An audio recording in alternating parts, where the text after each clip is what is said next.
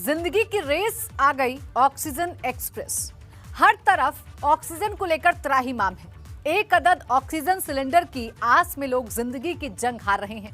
हालात इतने बदतर हो चुके हैं कि अब तो सांसद भी व्यवस्था के खिलाफ बिगुल फूंकने की चेतावनी दे रहे हैं। लेकिन इन सभी दिल दहला देने वाली तस्वीरों के बीच एक अच्छी खबर भी है, और वो ये है कि बोकारो से जल्द ही 40 टन ऑक्सीजन पहुंचने वाली है।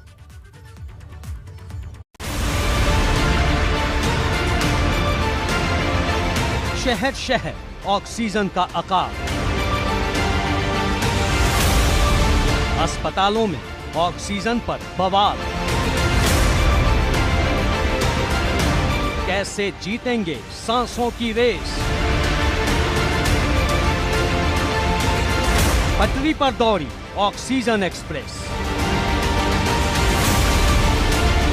बहराइच में सीएमओ आवास के बाहर उमड़ा ये जन सैलाब गुस्से का वो सैलाब है जो ऑक्सीजन की किल्लत और अफसरों की घोर लापरवाही का नतीजा है। सर, मेरी माँ ऑक्सीजन के बिना फौरन अभी अगर 1 मिनट भी उनको नहीं मिलेगा ना, अगर उनकी डेथ हो गई तो उसका जिम्मेदार कौन होगा, ये बताएं। पुलिस से बहस करते इस नौजवान और उसकी बहन को इस वक्त उस माँ की फिक्र है जो अस्पताल में ऑक्सीजन के बिना जिंदगी और मौत से लड़ रही है। बच्चों की आप डेथ कर रहे हो, मम्मी की डेथ कर रहे हो, पापा की डेथ कर रहे हो, दादा की डेथ कर रहे हो। शर्म नहीं आती है आपको किसी चीज में? नहीं आती है शर्म तो बता दो। हम अपने लेवल पे हमसे जितना हो पा रहा है हम कर रहे हैं। हमारी बस एक गुजारिश है कि हमें ऑक्सीजन सिलेंडर दिया जाए। यहाँ परिजनों की शिकायत डॉक्टर या अस्पताल से नहीं बल्कि सीएमओ साहब से है, जिनके एक इशारे पर ऑक्सीजन सिलेंडर जारी हो सकता है। पर अफसोस कि यहाँ डॉक्टर साहब के बार बार अनुरोध करने के बावजूद सीएमओ साहब मिलने तक को तैयार नहीं। पर्याप्त मात्रा में खाली कहते हैं सीएमओ साहब से आप निकाल लीजिए, आपको मैं रिफिलिंग दे दूंगा। सिर्फ वो कहते हैं आप साइन करके दीजिए, ऑक्सीजन नहीं मिलेगा सर, मैं जिम्मेदार हूँ। गुस्सा इतना बढ़ा कि पुलिस के जवान रोकते रह गए, पर भीड़ सीएमओ साहब के घर के बाहर ही आपे से बाहर हो गई। सर, मेरे खुद के 70 ऑक्सीजन लगा है मेरे परिवार को। अगर हमारा परिवार हमारी बहू अगर तोड़ देगी तो क्या सीएमओ साहब हमारे हमको बहू देंगे? बहराइच की ये तस्वीर तो सिर्फ एक वानगी है। लखनऊ से वाराणसी तक और कानपुर से प्रयागराज तक कोई ऐसा शहर नहीं, कोई ऐसा कस्बा नहीं जहां ऑक्सीजन के लिए घमासान न मचा हो। लखनऊ में तो हालात ऐसे हैं कि भाजपा सांसद कौशल किशोर ने भी प्रशासन को चेतावनी दे दी कि अगर जरूरतमंद लोगों को जल्द ऑक्सीजन नहीं मिली तो वो धरने पर बैठ जाएंगे। ये जिम्मेदारी हमारी आपकी सबकी बनती है कि हम लोगों को ऑक्सीजन मुहैया कराएं। इतने फ़ोन हमारे पास आते हैं, सैकड़ों की संख्या में रोज़ फ़ोन आ रहे हैं, और लगातार बेचारे वो गिड़गिड़ाते रहते हैं, हाथ जोड़ते रहते हैं फ़ोन पर कि हमको किसी तरीके से ऑक्सीजन उपलब्ध कराइए। मेरे सामने मजबूरी आ जाएगी, और मजबूरी है, मजबूर होकर के मुझे धरने पर बैठ जाना पड़ेगा।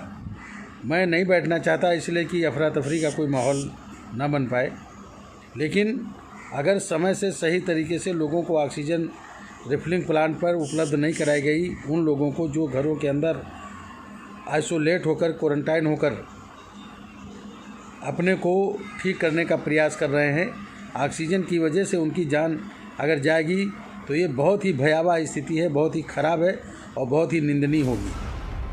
आगरा की बात करें तो यहाँ भी ऑक्सीजन के लिए लोगों का इंतजार हद से गुजर चुका है।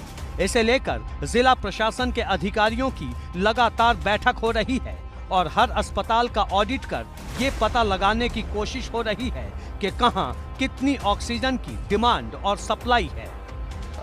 जो स्टेट गवर्नमेंट और केंद्र सरकार ने प्रयास किए हैं उससे अभी एलोकेशन तो थोड़ा सा बढ़ा है, लेकिन अभी भी जो आपूर्ति है और हमारी जितनी मांग बढ़ती जा रही है उसके सापेक्ष अभी ठीक नहीं हो पा रहा है। कुछ हमारे जो लोकल प्लांट जिनको स्टार्ट होना था वो भी स्टार्ट अभी नहीं हो पा रहा, कुछ टेक्निकल ग्लिच है उसमें। हर जगह मरीजों की संख्या बढ़ रही है। यहाँ पे प्रधानमंत्री मोदी के आदेश के बाद डीआरडीओ बीएचयू के स्टेडियम में अस्थायी 1000 ऑक्सीजन युक्त कोविड बेड तैयार कर रहा है और दावा किया जा रहा है कि 15 दिन के अंदर ये बनकर तैयार हो जाएगा। पांव पसार रहे कोरोना के आगे आज वाराणसी प्रशासन बेबस नजर आ रहा है। लेकिन आपको बता दें कि वाराणसी प्रशासन कोरोना के मामले में अदूरदर्शी साबित हुआ है। पिछले कोरोना काल की बात करें तो बनारस में जिस तरह से कोरोना का विभत्स रूप एक बार पहले देखा गया था, उसमें बनारस के दीनदयाल अस्पताल, इसके साथ ईएसआईसी और बीएचयू के सुपर स्पेशलिटी सेंटर में व्यवस्था की गई थी। इसके अलावा 10 जो गैर सरकारी अस्पताल हैं उनको लिया गया था। और आपको बता दें कि जैसे ही कोरोना के मरीजों की गिनती कम हुई, इन अस्पतालों में व्यवस्था आम मरीजों के लिए सुचारू कर दी गई। गोंडा जिला अस्पताल की हालत देखिए। यहाँ कोविड के करीब 70 मरीज भर्ती हैं, पर उन्हें देने के लिए ऑक्सीजन पर्याप्त नहीं। अस्पताल प्रशासन का कहना है कि अगर जल्द कदम नहीं उठाए तो हालात और खराब हो सकते हैं। ऑक्सीजन की यहाँ भी बहुत टाइट पोजीशन है, हैंड टू माउथ वाली पोजीशन है। बस किसी तरह मंगाते जा रहे हैं और यूज करते जा रहे हैं। हमारे पास स्टॉक नहीं है कि हम आगे अगले 24 घंटे के लिए कुछ सोच पाए कि हाँ हमारे पास रिजर्व है। ऑक्सीजन के लिए जारी मारामारी के बीच अच्छी खबर यह है कि ऑक्सीजन एक्सप्रेस पटरी पर दौड़ने लगी है। झारखंड के बोकारो से करीब 40,000 लीटर ऑक्सीजन के 2 कैप्सूल लेकर टैंकर लखनऊ पहुंच चुके हैं, जिसे मरीजों को सप्लाई किया जा रहा है। राजधानी लखनऊ में ऑक्सीजन की कमी से निपटने के जो प्रयास शासन की तरफ से किए गए हैं, उसके तहत आज सुबह ही 2 टैंकर यहां पर पहुंचे हैं, जिनकी क्षमता 40,000 लीटर है। इसके साथ ही प्राइवेट जो एजेंसियां हैं, ऑक्सीजन प्रोड्यूस करने वाली जो कंपनियां हैं, वहां पर भी युद्ध स्तर पर तैयारियां चल रही हैं। और इस समय हम एक प्राइवेट संस्था के में खड़े हैं, जहां पर ऑक्सीजन के सिलेंडर भरने का काम तेजी से चल रहा है।